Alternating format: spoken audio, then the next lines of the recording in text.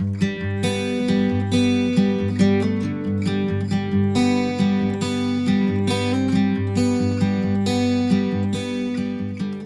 back, Grove Women. We are so excited you're here. It feels like we are coming back from the world's longest break after the world's longest year, after the world's longest first week of New Year's history. So we're back, back with Romans, and I'm so excited to be meeting together again. We're still virtual here. I know many of your groups will still be meeting virtually. Your groups can choose to still meet in backyards, however you want to meet, however you feel comfortable. We're still encouraging that this session until we can be together again. So we're waiting patiently for that. I brought my little sign from home, choose to be positive. That's what we're going to do in this season. And so we're excited you're here and back with us for our spring session. So I'm Carissa Brown, and we have Alicia here. Hello, ladies. Sadly, we are missing Jenny. She is at home quarantining.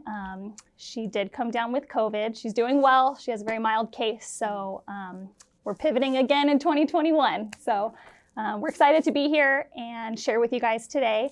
We're just going to do a little bit of a recap where we've been this break over the past 7 weeks. And really today or tomorrow, whenever your groups are meeting, we want it to just be a time for you guys to all catch up with each other, share with each other what happened over break, some things that you're grieving and some things that you're celebrating. That's kind of going to be the topic of what we're going to share with you guys today, some things that we're grieving in our own lives, but also things to celebrate. And so we're just going to spend some time doing that, and then we'll keep it short and turn it over to you guys, because I know a lot can happen in 7 weeks, and a lot I'm sure you all need to catch up on. So we're gonna get started. Yeah, I think speaking of those concepts, like you said, Chris, I think it's so important. I think 2020 has really allowed us to stop and reflect on the things that are important to us, right?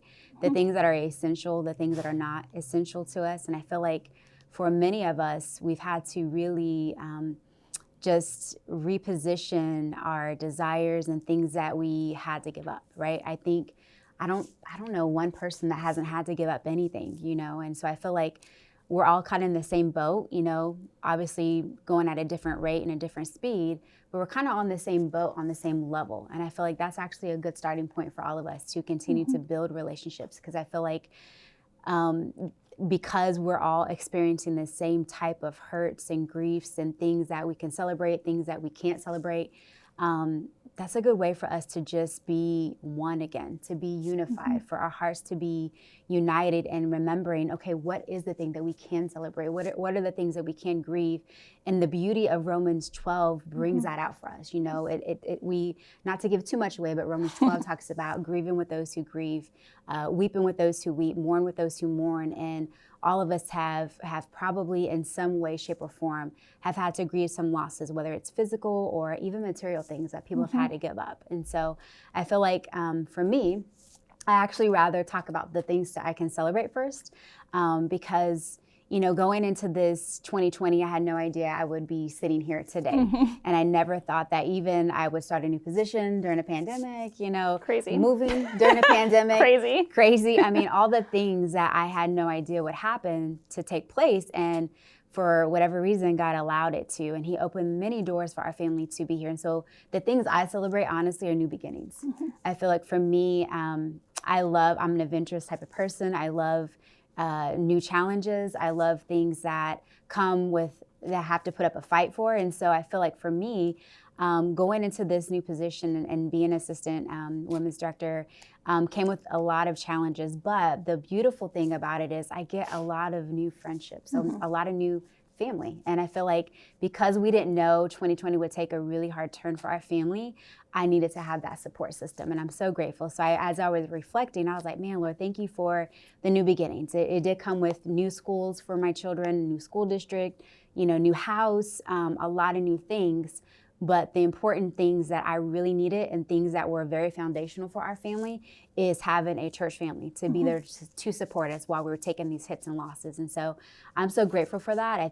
I'm thankful that every corner that we've turned, we've had somebody reaching out to us, and that means a lot. So another celebration that I really am excited about is the fact that our Chiefs are still they're in a good position. Positionally, we're still maybe able to take the Super Bowl. Browns are coming in hot this they're weekend. They're coming in hot. They're pretty scrappy. I'll give that They to are. you. I'm a Cowboys fan. Yes. Per marriage, don't Breaking have my my heart. own team. Breaking But my this year heart. I'm going for the Browns. Carissa Brown. They're an Yeah, underdog. it makes sense. Baker Mayfield. It makes sense. And they won, and they're going to play the Chiefs. Right, So I had give her to that. Hash that out with her today. Yeah, you have to check back with us on Sunday to see if we're See still where we're at. family. Go Browns. Right? So I feel like for that, I'm thankful. Growing up in Kansas City my entire life and being able to enjoy sports with my family is one of the things that we love to do. And so seeing that our Chiefs are in a winning streak again and having a good season and actually going into this, postseason to be favorable to win, I'm like, yo, God, if it's your will, I will not complain. Let it be. So that's some of the things that I'm choosing to celebrate this season. What about you, Carissa? Yeah, so for me, it's been a long year, obviously. I think one thing that I've been able to celebrate is being home with my kids more. I do work full time, but being on stay-at-home order, I'm home with my kids. Pros and cons, obviously. They're a lot, but they're also growing up so fast. And last year it hit me that my oldest, he will be 5, which I was talking to him this weekend. I'm like, oh my gosh, you're going to be 5. And I started tearing up a little bit. Yeah. Like absolutely. I'm not very emotional, but I'm like, you're almost 5. And he's going to kindergarten in the fall, which is kind of like throwing me for a loop. And so never thought I would want to stay home or have that desire to. And I do love to work and be out of the home often working, but being home with them has been something to celebrate for sure. Just getting outdoors, trying to be active, trying to be healthy, going on hikes, going to the beach, going to the mountains, which being in God's creation, we're all alone, we're away from others, like how we're supposed to be, but we're still getting out and being active, and they love it. Like we went to the snow this last weekend. You took them to the snow Such this weekend. Joy. Oh my gosh. Was that their first time? First time at the snow. It was just so sweet, just being awesome. able to do that with them. And so just little things to celebrate. It's nothing huge, nothing major. There's not really anything huge or major going on. So taking the little things that we can. Absolutely. So that's been something to celebrate. We did, well, obviously, if you're bringing up sports, Dodgers, 2020 World Champions. Thank you. Hats so, off. I mean, I know that was a while ago, but still holding on to that as Absolutely. we come into the new season. But Absolutely. little things. I mean, it's a sports team. It's silly.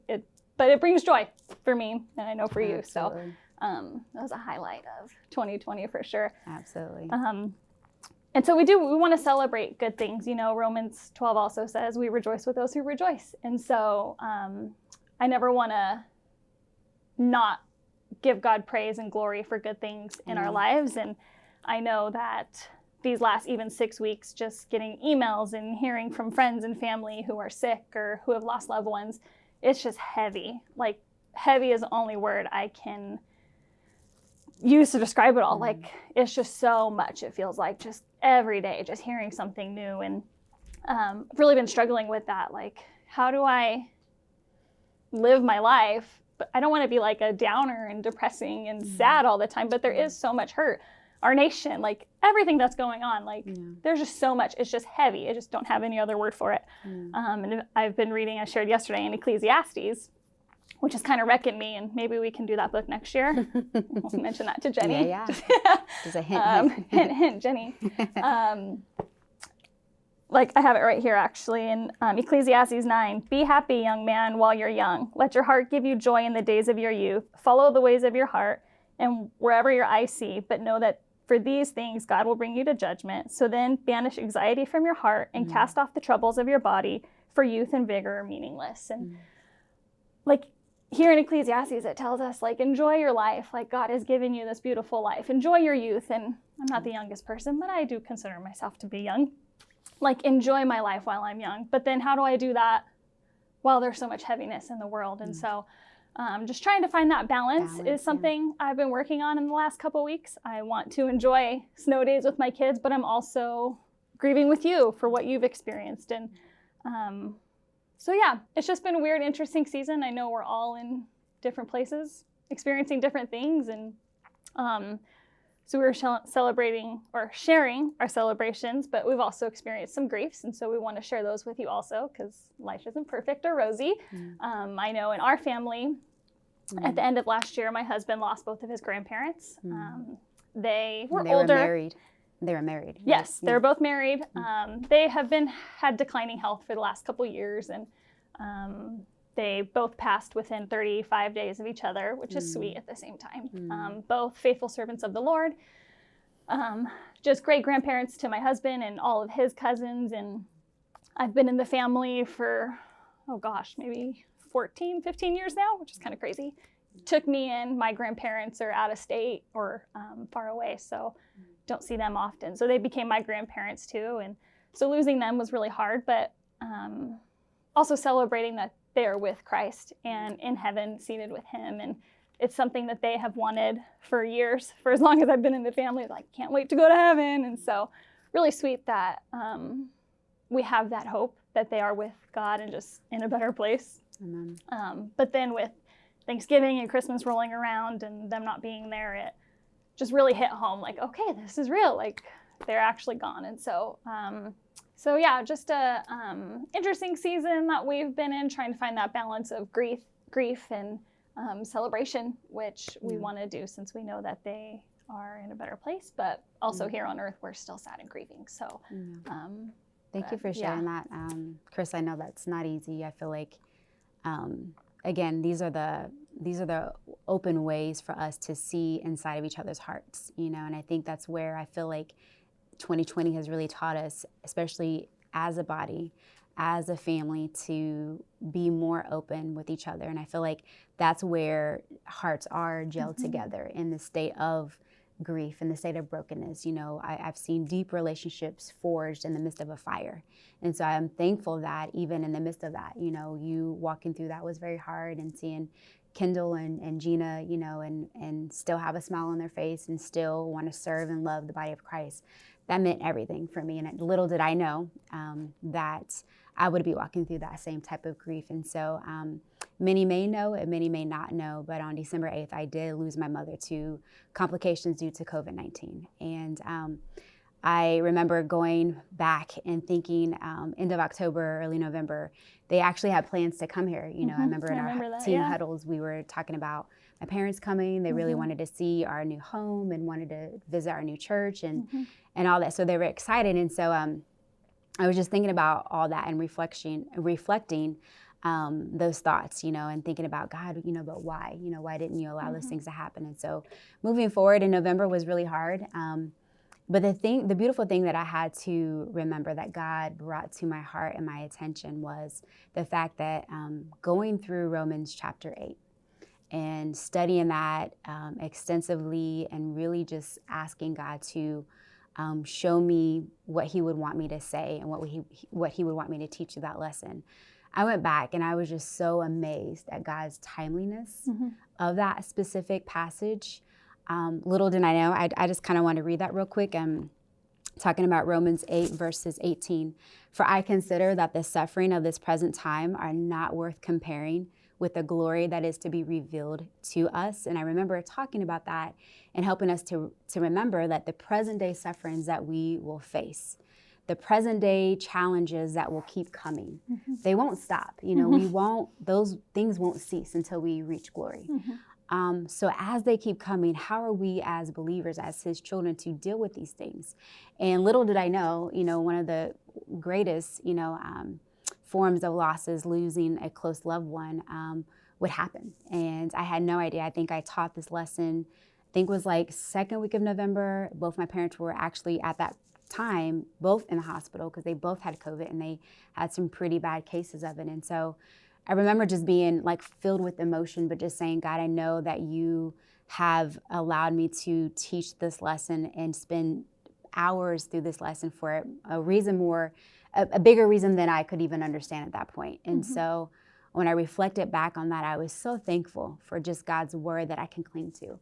Because again, we grieve, but we grieve with hope, right? We grieve because we know where they are at. And so I'm thankful for that. We were able to celebrate my mother's life and just hearing the countless stories of just her servant's heart of serving others, serving the body of Christ, witnessing to others, it filled our hearts with so much just gratitude of the life that she lived. And there were things that are still broken. You know, I have to be honest about that. And I think that's where my grief is still mixed, because I'm just kind of like, man, there was just a state of brokenness within my family that still exists.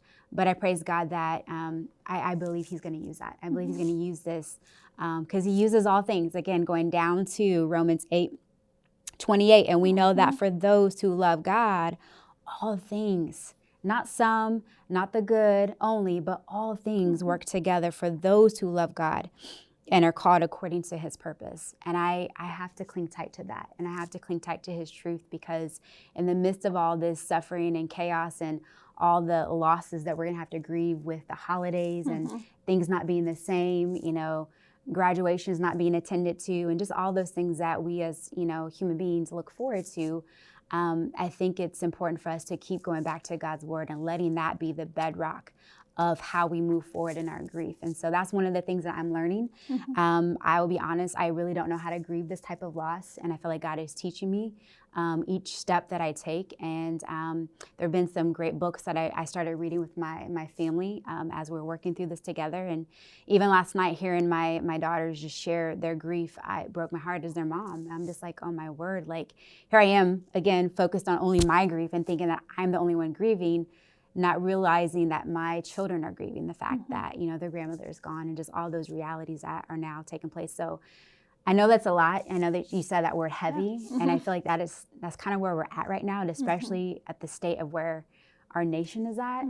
But please, I would implore you, sisters, to keep going back to God's word. I mean, I can't think of a better book that we could have gone through in 2020 to give us that foundation that we all need to hold on to in the midst of all the chaos, the calamity, the sufferings, the hardships that we have all faced, because we all have faced them in different levels. And so be encouraged to know that you're not alone.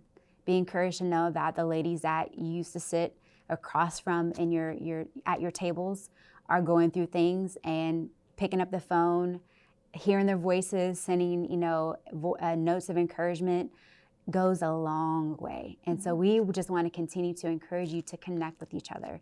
We need it. We need each other. You know, our slogan, "We're better together," is, I mean, gosh, it's so important even now entering into 2021. And we're still in a season of unknowns, right? We're trying to navigate what we are to do, how are we going to gather? How can we gather safely? All those things, logistics that we are literally Still figuring it out. Still figuring out day by day, hour by hour, right?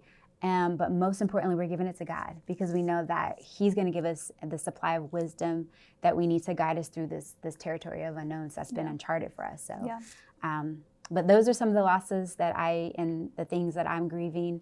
And as you continue to pray for us and pray for leadership, know that we're praying for you as well. And we know that this season is not easy, and we want to continue to link arms with you. We want to continue to lift you up, even in the midst of our grief, because we know that this is a way forward, and this is a way that we can just continue to give God glory in the midst of all the things that he's doing in our life, the good, the bad, and the ugly. Yeah, I love in your things you've celebrated, just like the church family, and like I feel like you've only gotten a snippet of it because we haven't even been together. And so to feel that love from you ladies, even from a distance towards Alicia, is something that we love and appreciate, and that's why we love you guys so much, caring for us, always checking in with us. And I know that you guys are going to do such a great job caring for each other and lifting each other up, and spurring one another on to love and good deeds. And so we want you to take this time now to, just share with each other things you're grieving and things you're celebrating.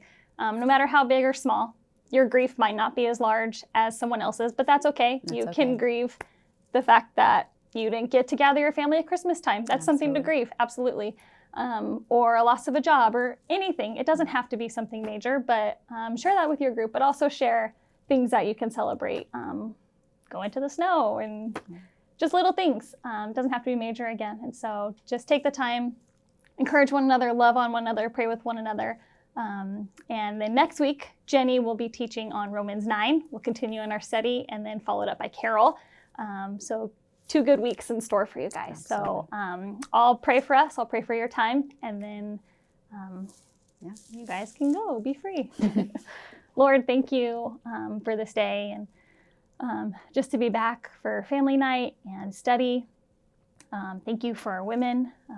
Continue to lift them up to you. And just with such a large group, there's so many things going on. I know loss and new births and just such high highs and low lows among our women. And so I pray that their study and their group time will be an encouraging time together where they can just lift one another up and love on one another, care for another. Because that's what we're supposed to do as your church body, God. I pray for peace and unity among our women, among those in-table groups together. We continue to lift up Jenny as she's healing. Please keep watch over her and pray for, just everything that's going on, Lord. We know that you are in control. We know you're sovereign. We know you're above all things and you work all things, just like Alicia said, for the good of those who love you and are called according to your purpose, God. And so pray that you use this time among our women to just be encouraging, edifying, and glorifying to you. And it's in your name we pray. Amen. Amen. Bye, ladies. Bye.